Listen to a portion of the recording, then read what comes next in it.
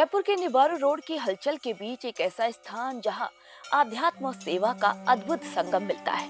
ये है बड़ पीपली बालाजी धाम। 12 साल पहले जो स्थान महज एक चबूतरा था, आज वह लाखों भक्तों की आस्था का केंद्र बन चुका है। लेकिन ये सिर्फ एक मंदिर नहीं, बल्कि कैंसर जैसी लाइलाज बीमारियों के खिलाफ लड़ रहे लोगों के लिए एक उम्मीद की किरण भी है।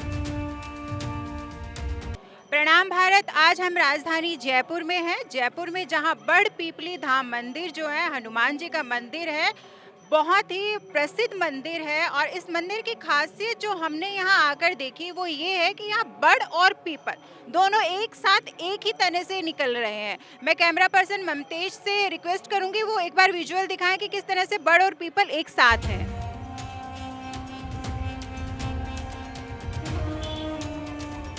कहते हैं कि 12 साल पहले यहाँ सिर्फ एक चबूतरा हुआ करता था, लेकिन गुरुदेव परमेंद्र नाथ महाराज की कठिन तपस्या और बालाजी की कृपा ने इसे एक सिद्ध पीठ बना दिया है। यहाँ की सबसे खास बात यह है कि यहाँ प्रकृति और परमात्मा एक साथ विराजते हैं, एक ही पेड़ में बड़ और पीपल का वास, जो अपने आप में किसी चमत्कार से कम नहीं। इस धाम की नींव गुरुदेव परमेंद्र नाथ महाराज की 12 वर्षों की घोर तपस्या पर टिकी है।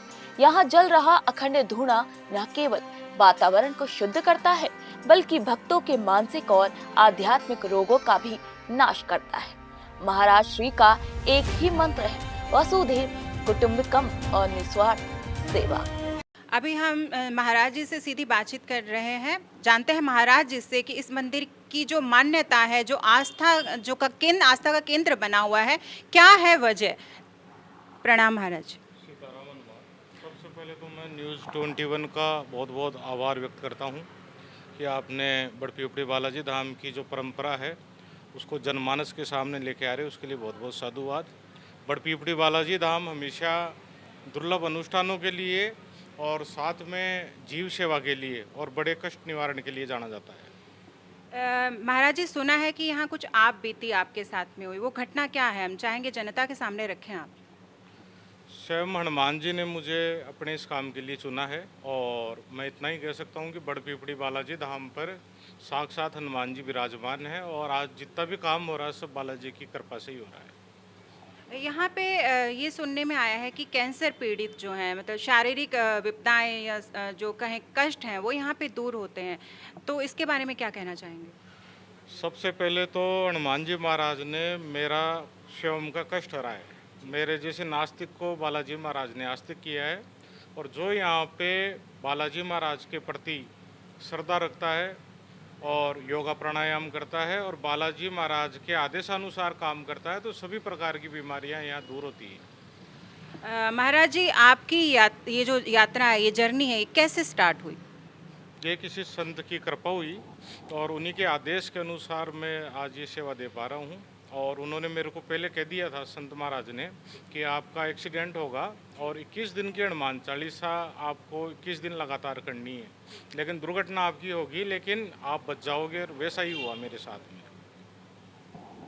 इसके अलावा ये भी सुनने में आया है कि आपने 12 साल जो है तपस्या की है, वो अनुभव कैसा रहा। बहुत ही अच्छा अनुभव रहा।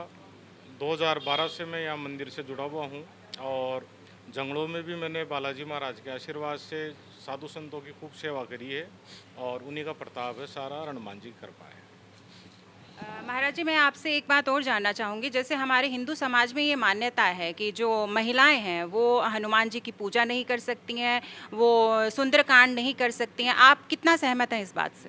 ये क्या है, मिथ्या है। किसी चाहे सुंदरकांड हो चाहे हनुमान चालीसा हो, तुलसीदास जी ने उसमें स्पष्ट लिखा हुआ है कि सबके लिए पूजा पाठ समान है। हाँ, कुछ मर्यादा है, वो स्त्री के लिए भी है और पुरुष के लिए भी है। तो हनुमान चालीसा खूब करें, सुंदरकांड खूब करें और हनुमान जी महाराज की खूब सेवा करें। ऐसे कोई बात नहीं है जिसमें किसी को कोई दिक्कत हो। महाराज जी, ये 7 परिक्रमा और 5 बार हनुमान चालीसा, इसके पीछे का लॉजिक क्या है। ये हनुमान जी महाराज का स्वपन में आदेश था और इसी से लगभग 70% समस्याओं का निवारण होता है। और फिर भी कोई ऐसे रहते हैं कि भाई जिनके ऊपर बाबा की कृपा नहीं हुई, तो साल में 2 बड़ी गद्दी लगती है, हनुमान जन्मोत्सव और गुरु पूर्णिमा की। तो उन दोनों गद्दियों पे बालाजी महाराज का अच्छा प्रभाव रहता है, लोगों के कष्टों का निवारण होता है। महाराज जी, एक बात और जानना चाहूँगी आपसे, यहाँ जो कष्टों के निवारण की जो बात आती है, तो इसमें आप किसी प्रकार की कोई जैसे चलता है मंदिर में कि इतने दिन की पूजा करवा लो या ये ताबीज पहन लो, ये हवन करा लो, ऐसा कुछ है? जैसे ये आपके सामने है, ये अखंड ज्योत है, हनुमान चालीसा, संकट मोचक, बजरंग बाण की प्रत्येक चौपाई पे रात और दिन अखंड आहुति लग रही है। और दूसरा अखंड यहाँ पे रामधुनी है। तो दुर्लभ अनुष्ठान यहाँ मंदिर की तरफ से ही करवाए जाते हैं, उन्हीं के प्रभाव से लोगों का कल्याण होता है। इसके अलावा महाराज जी, ये भी सुनने में आया है कि आप जो मिलावटखोर हैं उनके खिलाफ आवाज़ उठा रहे हैं, क्योंकि आपका एक मैंने बयान भी सुना है जिसमें आप बोल रहे हैं कि हर चीज़ में मिलावट हो रही है। तो इसमें आगे की क्या आपकी जो है रणनीति क्या है आगे की? देखो क्या हुआ है कि 2012 से मैं यहाँ पे हूँ, तो 2022 तक मैंने नाम मात्र के कैंसर पेशेंट मेरे पास कभी कभार आते थे, लेकिन अभी पिछले 2 सालों में कैंसर पेशेंट, किडनी पेशेंट ये लगातार संख्या में बढ़ रहे हैं। तो इसके पीछे 2 ही बड़े कारण हैं, एक तो मिलावट और दूसरा ये प्लास्टिक। तो मैं चाह रहा हूँ कि आने वाली पीढ़ी स्वस्थ रहे और हिंदुस्तान कमज़ोर नहीं हो, क्योंकि नौजवान कमज़ोर हो जाएंगे तो फिर आगे भारत चीन को तो पाकिस्तान चीन को तो मारने की ज़रूरत ही नहीं है। तो ये जो आप अभियान चला रहे हैं, तो इसमें आप किसी नेताओं से मिले हैं या आपने किसी संस्था का सहारा लिया है, पब्लिक आपके साथ है, किस तरह से अभियान को आगे बढ़ाएंगे? और जैसे जब भी यहाँ पे हमेशा आपस में जब 100, 200, 500, 1000 लोग इकट्ठे होते हैं तो लोगों को इसके प्रति हम जागृत कर रहे हैं कि आप मिलावट पे काम करो, नहीं तो आने वाली पीढ़ी समाप्त हो जाएगी। कारण कि हम जो भी बाज़ार से जो चीज़ें लेके आ रहे हैं वो सीधी सीधी जहर लेके आ रहे हैं। और आज का समय ऐसा है कि आदमी 500 रुपये के भी 550 रुपये दे देगा, लेकिन उसको शुद्ध चीज़ चाहिए, लेकिन वो जो घर पे लेके जा रहा है तो उसको पता नहीं है कि वो सामान नहीं जहर लेके जा रहा है। तो ये बहुत ही गंभीर विषय है और सभी को, चाहे मैं हूँ, चाहे आप हो, और चाहे आने वाले कोई भी हो, क्योंकि ये एक व्यक्ति विशेष का काम नहीं है ये। जब हम सब जागरूक होंगे, क्योंकि मीडिया भी भारत देश की सबसे बड़ी मजबूत स्तंभ है, तो आप लोगों को भी मैं निवेदन करूँगा कि इसमें बढ़ चढ़ के आप हिस्सा लें और सामूहिक जीत लें इसमें सभी लोग। अंत में आप आम जनता के लिए कोई संदेश देना चाहेंगे? बस मेरा सभी सनातनियों से एक ही निवेदन है कि भारत जब मजबूत बनेगा, जब युवा मजबूत होंगे। युवा कब मजबूत होंगे? जब अच्छे संस्कार होंगे और मिलावट की चीज़ों से अपन दूर होंगे। साथ में हमें प्रकृति को शुद्ध रखना है। अगर ये चीज़ें हम कर पाएंगे तभी जाके भारत दोबारा विश्व गुरु बनेगा, अन्यथा भारत के लिए संकट का विषय है। और जो बुद्धिजीवी वर्ग हैं वो उस चीज़ को समझ रहे हैं, लेकिन बड़पीपड़ी बालाजी महाराज की कृपा सब पर बनी रहे और आप लोगों के ऊपर भी हनुमान जी की विशेष कृपा रहे, ऐसी मैं बालाजी महाराज से विनती करता हूँ। तो ये थे हमारे साथ धाम के महाराज जी प्रवेंद्र नाथ जी, जिनसे हमने बातचीत की। उन्होंने जनता को खास ये संदेश दिया है कि मिलावट से दूर रहें, स्वस्थ रहें और आस्था का केंद्र जो है उसमें आस्था रखें और जो है यहाँ पर उनको सहयोग दें, जो आंदोलन वो मिलावटखोरों के खिलाफ चला रहे हैं। धन्यवाद। आज के दौर में जहां मिलावटखोरी चरम पर है, महाराज श्री ने इसके खिलाफ एक जंग छेड़ दी है। उनका मानना है कि हमारे खान पान में घुलता जहर ही कैंसर जैसी बीमारियों को जन्म दे रहा है। यही कारण है कि धाम में आने वाले हर व्यक्ति को शुद्धता और सेवा का पाठ पढ़ाया जाता है। अभी जैसे कि ममतेश ने आपको दिखाया कि किस तरह से बड़ और पीपल एक साथ हैं।